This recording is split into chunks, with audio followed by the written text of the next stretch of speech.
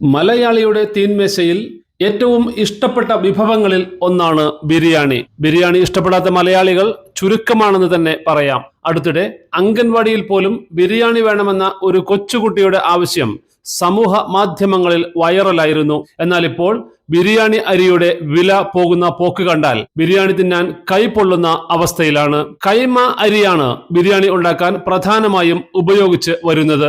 എന്നാൽ കഴിഞ്ഞ 3 മാസത്തിനിടെ കൈമ അരിയുടെ വില ഉയർന്നത് റോക്കറ്റിനേക്കാൾ വേഗത്തിലാണെന്ന് പറയാം. ഇപ്പോൾ കിലോയ്ക്ക് 230 രൂപയിലാണ് എത്തി നിൽക്കുന്നത്. 110 രൂപയുണ്ടായിരുന്ന അരിയാണ് ഇപ്പോൾ ഇരട്ടിയിലധികം വിലയിൽ എത്തി നിൽക്കുന്നത്. ഇതിന്റെ ചുവട് പിടിച്ച് മറ്റു ബ്രാൻഡുകൾക്കും വൻതോതിൽ വില വർദ്ധിച്ചിട്ടുണ്ട്. അമിതമായ വിലവർധന കച്ചവടത്തെ ബാധിച്ചെന്നാണ് വ്യാപാരികൾ പറയുന്നത്. കേരളത്തിലേക്ക് കൂടുതലായും കൈമ അരിയെത്തുന്നത് പശ്ചിമ ബംഗാളിൽ നിന്നാണ്.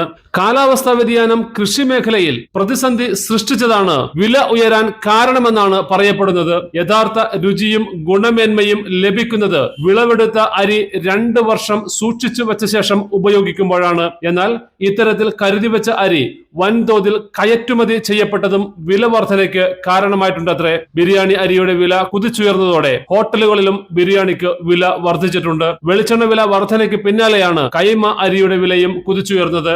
ഇതോടെ ഹോട്ടലുകളും കാറ്ററിംഗ് മേഖലയിലുള്ളവരും പ്രതിസന്ധിയിലാണ്.